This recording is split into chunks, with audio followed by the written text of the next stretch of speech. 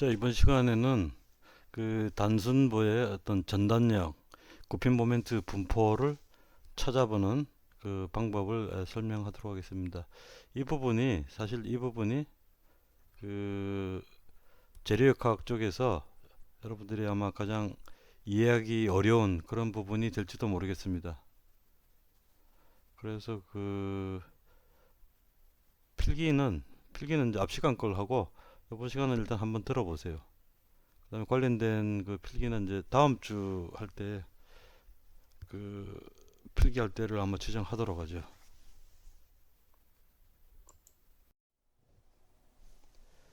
앞 시간에 얘기했던 이제 7대3 요거를 A 대 B로 바꾸죠. A가 뭐 7, B가 3이라고 이제 보면 되겠죠.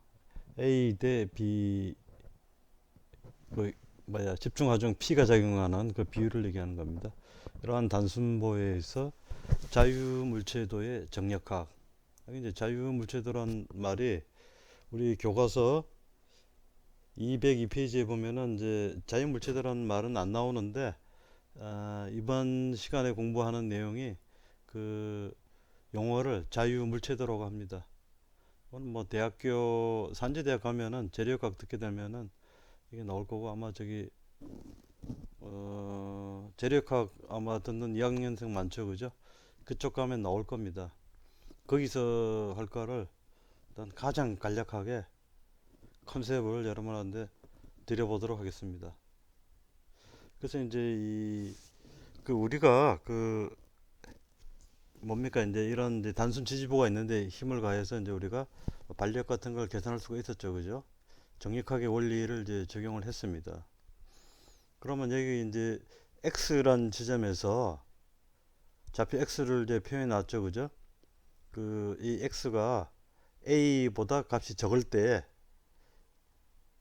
거기 특정한 지점에서 가상적으로 이 볼을 절단을 한다고 머릿속에서만 생각하세요. 실제 잘라내는 거 아니에요. 했을 때 저게 있습니다. 우리가 이제 그 우리 대한민국 하면은 우리 헌법이 있죠, 그죠? 헌법은 이제 수도권에도 적용이 되고 뭐 대구, 부산, 대전, 광주 헌법이 다 적용돼야 되죠, 그죠?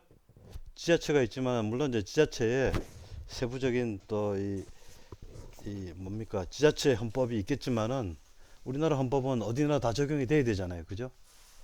이 정력학의 이제 두 가지 원칙이라고 하는 것이 지금 현재 이 가상 절단을 하기 이전에 이 전체에서 이미 적용이 됐죠. 해서 우리가 문제를 풀고 반력을 이제 계산을 했습니다. 근데 이제 여기서 우리 관심 사항이 속 내부에 뭐 내부에도 이제 응력이 걸리고 힘이 걸리지 않겠어요, 그죠? 그거를 이제 알아보자는 거죠. 그래서 우리가 이제 가상적으로 어떤 x라는 지점에서 이 볼을 잘랐다고 이제 가정을 합니다. 그 그림이 그 아래쪽에 초록색 박스로 친 1번과 2번 그림이 되겠습니다. 그죠? 정확하게 그 그림을 잘라가지고 왔죠, 그죠?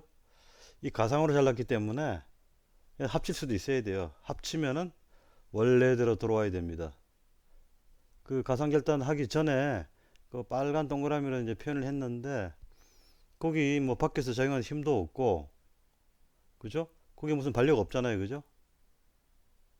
그걸 잘랐을 때 과연 아무것도 없느냐? 아무것도 없다고 그 가정을 하고 계산을 해보면은 정력학의 법칙이 당연히 안 맞겠죠. 왜냐고요? 생각해 보세요. 거기 가상 결단을 했을 때 거기에 이제 뭔가 있어야 원래 있던 뭐 반력 x하고 합쳐가지고 정력학 법칙이 성립하도록 만들면 되는데 그게 아무것도 없으면은 그냥 반력 x만 있잖아요, 그죠? 힘의 합이 0이 안 되잖아요. 정력학 법칙 막바로 위반이잖아요, 그죠? 안 된다는 거죠, 이제. 만약에 우리가 이제 그 가상 결단을 해도 얘는 정력학 법칙 그 두 가지 모멘트라든가 힘의 합이 0이 되어야 한다는 그 법칙이 성립해야만 된다는 거죠. 2번도 마찬가지입니다. 이번에도 뭔가 힘하고 모멘트가 있죠, 그죠? 했을 때 나머지 그 잘려진 이 2번 보에서도 정력학 법칙 두 가지가 성립을 해야 됩니다. 근데 그 그림을 잘 보세요. 1번, 2번 그 사이에 두 개 합치면 어떻게 돼요? 마이너스 F와 F를 더하면은 0이 되죠. 그 다음 플러스 MB와 그 이제 하늘색으로 그려놨는데 푸른색 네이비 블루인가? 그 시계 방향으로 그려놨죠, 그죠? 그럼 이제 플러스 MB 어떤 모멘트 값이 기준점 저기 있잖아요. 빨간 점 있죠, 그죠? 이렇게 이제 작용을 한다. 그 이제 일단 생각을 하는 거예요. 뭔가는 그 값이 얼마가 되는지는 계산해봐야 하는 것이고. 그다음 오른쪽에서는 자 시계 방향이니까 마이너스 MB 맞죠, 그죠? 근데 1번 2번 합치게 되면 어떻게 돼요? 플러스 MB 마이너스 MB 합치면은 0이 되죠, 그죠? 힘도 마이너스 F 플러스 F 합치면은 0이 되잖아요, 그죠? 요 원상복구가 돼야 되는 거죠. 이렇게 해놓고 1번과 2번을 풀어보자는 거죠. 풀게 되면은 이제 저게 나와요. 이제 그 F라고 하는 것이 이제 마이너스 F 돼 있는데 그 값들이 X의 위치에 따라서 어떻게 변하는지, 그 다음에 그 가상절단 면에 있어 그 MB라고 하는 어떤 모멘트 값이 어떻게 변하는지 이런 것들을 우리가 이제 알아낼 수가 있죠. 그래서 아까도 얘기했지만 이 법칙은 자 정력학의 두 가지 법칙은 위에 그 첫 번째 그림 전체에서 적용이 되는 겁니다. 그 다음에 가상절단 했을 때에도 똑같이 그게 이제 헌법으로서 적용이 돼야 되는 거예요. 1번이든 2번이든. 자, 그러면은 그 1번 가지고 그 문제를 한번 풀어보도록 하겠습니다. 자, 가상 절단된 1번 그림을 따로 가져왔습니다. 여기서 이제 정력학의 원리를 이제 적용을 해야겠죠. 아까도 얘기했지만은 이제 이 나라가 있으면은 나라 전체 헌법이 있습니다. 그 다음에 이제 각 지자체로 잘라져 있죠, 그죠? 각 지자체에도 헌법이 적용이 돼야 됩니다. 우리 이제 정력학에서 이 단순보 전체에 대해서 우리 정력학의 원리가 적용되었다면은 가상절단했을 때에도 똑같이 적용이 돼야 됩니다. 그래서 지금 그림을 그려봤는데 반력 x는 아까 이제 우리가 풀어서 값을 구할 수가 있었어요. 그 a, b가 7대 3일 때 반력 x 30이었죠. 플러스 30. 근데 여기서 이제 그 절단면에 미지수가 이제 두 가지가 나타날 수가 있어요. 이제 정lik학에서 법칙이 두 가지이기 때문에 우리가 저기 식이 두 개밖에 나올 수가 없어요. 그래서 이제 미지수가 이제 두 개인데 하나가 이제 F라는 힘이 작용을 하고 있다. 그 다음에 MB라고 하는 모멘트가 굽힌 모멘트가 작용. 이건 굽힌 모멘트라고 합니다. 이게 MB 하면 자꾸 그 저기 두 가지 뭐 전직 대통령 뭐 이름 뭐 생각하고 하는데 그 MB가 아니고 이 MB는 원래 밴딩 모멘트 거기서 B자와 M자를 딴 겁니다. 그 다음에 뭐 MB 하면은 이제 뭐 메가바이트 우리 이제 메모리 뭐 얘기하는데 여기는 이제 굽힌 모멘트다. 그거를 강조를 하고 지나가겠습니다. 굽힌 모멘트. 재료역학에서 제일 중요해요. 예.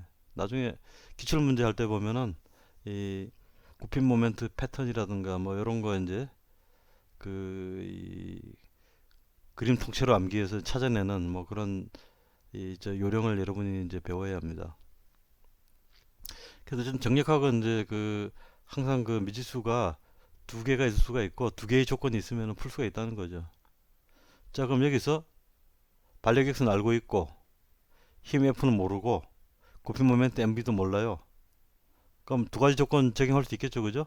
자, 힘의 합이 0이 돼야 된다. 자, 오른쪽으로 와서 자, x 플러스 이 F라는 힘은 아래쪽이니까 이제 마이너스 F로 이렇게 처리하면 되겠죠. 아까 우리 집중 하중 P라고 하고 뭐 100kg이라고 했는데 아래쪽이면은 이제 마이너스 뭐 100 뭐 이렇게 했죠, 그죠? 뭐 똑같은 방식입니다. 그래서 풀게 되면은 이제 F는 X다. F의 크기가 이제 X와 같은데 방향을 보면은 이제 아래쪽이죠, 그죠? 예. 그래서 이제 합치면 어떻게 돼요? X하고 F라는 것이 크기가 x로 나왔는데 이제 방향은 반대죠, 그죠? 합치면 뭐 이제 0이 되는 거죠, 이제. 그게 이제 그 힘의 합이 0이 돼야 한다는 그 조건이 그 뜻이에요. 그 다음에 이제 그 모멘트 기준점 빨간 동그라미 쳐놨죠, 그죠? 그래서 이 점에 대한 이제 모멘트 합이 0이 돼야 되는데 그 반력 x는 그 수직거리가 0이니까 모멘트 계산에 뭐 0을 더해주면 될 것이고 필요가 없죠. 그러니까 굳이 계산할 필요가 없죠. 근데 이제 빨간색 힘에 의한 모멘트를 봅시다. 거리가 x예요. 그럼 f 곱하기 x인데 이 방향이 어떻게 돼요? 시계 방향으로 나오죠? 그럼 이거는 값이 마이너스 fx다. 그죠? 그 기준점에 대한 모멘트 합이 0 해가지고 오른쪽에서 f 곱하기 x를 하고 앞에 마이너스를 붙였죠. 그죠? 시계 방향이라는 거예요. 예. 그 다음에 굽힌 모멘트는 mb인데 미지수예요. 그래서 요거를 이제 더했을 때 모멘트의 합이 0이 되어야 된다는 거죠. 그래서 이걸 풀면은 mb는 f 곱하기 x다. 이건 이제 플러스 값으로 아예 나오네, 그죠? 시계 방향으로. 자, 요 결과를 이제 정리를 해보겠습니다. 자, 절단면에 작용하는 힘의 크기는 F는 X인데 방향이 아래쪽이니까 마이너스 뭐 30이 될 겁니다. 7대3 그 문제에서. 그 다음에 지지점에서 절단면 힘의 합이 0이 되어야 된다. 지지점에서의 반력 X와 절단면 힘의 합이 0이 되어야 된다. 그럼 절단면에서 작용하는 힘을 우리가 전단력이라고 합니다. 이거 지난번에 전단 변형할 때 면을 따라서 작용하는 힘을 전단력이라고 했었죠, 그죠? 그래서 얘는 크기는 F인데 방향이 아래쪽이니까 이제 마이너스 F가 되겠네. 얘는 이제 마이너스 X. 예. 전단력이 이제 마이너스 값이다. 그 다음에 기준점에 대한 이제 모멘트의 합도 0이 돼야 되겠죠, 그죠? 앞에 한 거 지금 검사하는 겁니다. 그래서 이제 이 빨간색 F에 의한 이제 모멘트 계산해 보게 되면 Fx 해가지고 시계 방향이니까 마이너스 붙여주고 굽힌 모멘트는 얼마인지 모르지만은 미지수로서 일단 MB라고 두죠. 두 개 합쳤을 때 0이 돼야 된다는 거죠. 예. 그래서 절단면에서 발생하는 모멘트 MB를 굽힘 모멘트라고 한다. fx니까 x가 0이면은 만약의 경우에 굽힘 모멘트 0이죠, 그죠? 굽힘 모멘트 0입니다. 근데 이제 x 값이 점점 커지게 되면은 모멘트 값이 커지죠, 그죠? 예. 그거 이제 다음 페이지에서 다시 한번 또 지적을 하겠습니다. 자, 이번에는 전단력, 굽힘 모멘트 선도. 이 선도라는 거 다이어그램 뭐 별 특별한 건 아닙니다. 이제 굽힘 모멘트 아까 MB죠, 그죠? 전단력 아까 우리 계산을 했었죠, 그죠? 요거를 그래프로 한번 나타내 보자는 거죠. 자, 우리가 아까 했던 거는 이제 왼쪽 그림입니다. 아래쪽으로 이제 이 전단력 F가 작용하고 방금 플러스 방향에 이제 MB 굽힘 모멘트가 가해지고 있죠. 자, 아까 우리가 이제 F라는 게 7대3의 경우 이제 계산하면은 F가 X였으니까 이제 30인데 아래쪽 방향이니까 그래프에 표시할 때 그죠? 축의 아래쪽에 이렇게 설정을 해야겠죠. 그죠? 상수예요. 어디까지 30이냐? 집중 하중이 작용한 곳까지 x가 a가 되는 점까지 30입니다. 그 다음에 a점을 넘어서면 이제 플러스 70이 됐죠. 그죠? 그런데 오른쪽 그림, 그 위에 오른쪽 그림 한번 보세요.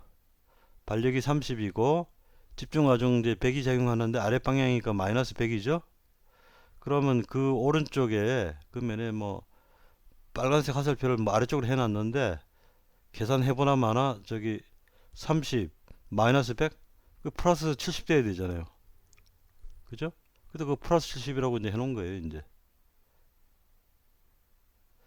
그래서 그 전단력이 가상으로 잘랐을 때 그런 힘이 작용을 하고 있는 겁니다. 그 다음에 이제 굽힘 모멘트는 아까도 얘기했지만은 F 곱하기 X F가 30이었으니까 30X가 되겠죠. A까지, A 지점까지. 그래서 1차식을 이렇게 그어보게 되면은 그 여기서 그 집중 하중이 작용하는 데서 거기가 이제 가장 많이 휩니다. 굽힘이 일어나요. 거기서 최대값이고 그 넘어가게 되면은 그냥 이쪽이 직선에 있으면 여기도 직선이에요. 근데 왼쪽에 만약에 이제 굽힌 모멘트가 나중에 외팔보에서 나오는데 이제 곡선일 경우에 곡선으로 나오면은 오른쪽도 곡선이 돼요. 예. 오른쪽까지 뭐 굳이 식을 이제 계산하거나 할 필요는 없을 것 같아요. 자, 이 문제에서 다시 한번 이제 굽힌 모멘트 짚어보겠습니다. 굽힌 모멘트 그래프를 보게 되면은 이제 x 이퀄 0일 때 제일 왼쪽이죠, 그죠? 거기서 굽힌 모멘트 0이죠. 그 다음에 L일 때 A 플러스 B는 L이잖아요, 그죠? 제일 오른쪽 끝에서도 굽힌 모멘트가 0입니다. 양쪽으로 이렇게 받쳤을 때에 양 끝에서는 굽힌 모멘트가 0이고 그 가운데 그 집중화중 가해주는 그 위치에서 가장 큰 굽힌 모멘트가 작용한다는 거죠.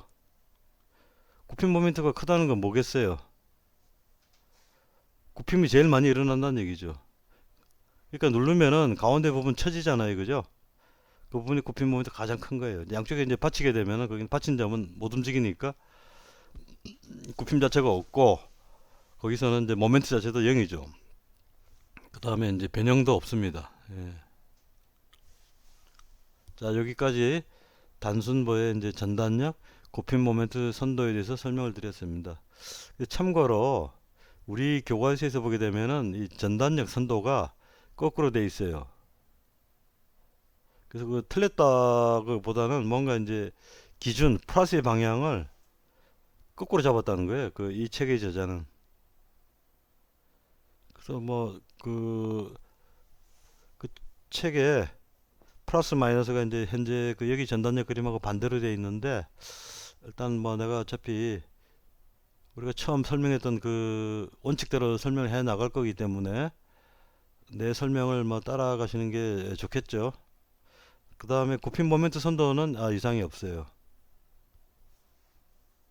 그건 이제 전단력이 이제 저쪽 면에서 플러스 방향, 예를 들어서 지금 아래쪽으로 이렇게 빨간색 그 화살표가 있는데 그쪽 방향이면은 나는 처음 시작할 때 처음부터 그걸 마이너스로 봤어요. 반력 X가 플러스였잖아요, 그죠? 예. 근데 이 책에 뭐 저자가 있겠죠. 이 사람들은 반력 X는 뭐 그대로 생각하면 되는데 전단력에 관해서는 이 가상절단했을 때는 방향을 이제 바꿔버린 것 같아요. 여기서 중요한 거는 그 굽힌 모멘트가 1차식이고 전단력은 일정 상수다. 뭐 그런 정도만 우리가 기억하도록 합시다. 자, 단순 지지와 굽힌 모멘트에 대해서 알아보도록 하겠습니다. 앞 슬라이드에서 우리가 굽힌 모멘트 선도를 그렸죠, 그죠? 여기 그림을 보면 맨 위에 뭐 피라미드처럼 이렇게 그려놨습니다. 이제 fx 왼쪽은 그렇고 오른쪽에서는 거꾸로 밑으로 내려가죠, 그죠? A점이 이제 만약 가운데 있다고 가정하게 되면은 정확하게 이등변 삼각형이 될 겁니다. 그래서 이게 이제 굽힌 모멘트인데 과연 이제 굽힌 모멘트란 게 뭐냐? 제일 아래쪽에 보세요. 그 지우개 같은 거를 이렇게 이제 구부렸죠, 그죠? 실제로 여러분 해보시면 됩니다. 굽힌 모멘트를 세게 주게 되면은 맨 아래쪽에 이제 강이라고 써놓은 데 있죠, 그죠? 저런 모양이 되죠. 손으로 이렇게 해보면 됩니다, 이제. 그 다음에 좀 굽힌 모멘트를 자기가 줄이게 되면은 좀 펴지죠. 그 다음에 이제 힘을 거의 다 제거하면은 굽힘을 제거하면은 거의 원래 모양으로 이렇게 돌아옵니다. 탄성이니까. 근데 실제로 우리가 저 그래프에서 보게 되면은 A점, 집중 하중이 작용하는 그 지점에서 굽힌 모멘트가 최대였죠, 그죠? 굽힌 모멘트가 최대란 게 뭐겠어요, 이제? 그 주기 모양이 가장 심하게 휜다는 얘기죠. 굽혀진다는 얘기죠, 그죠?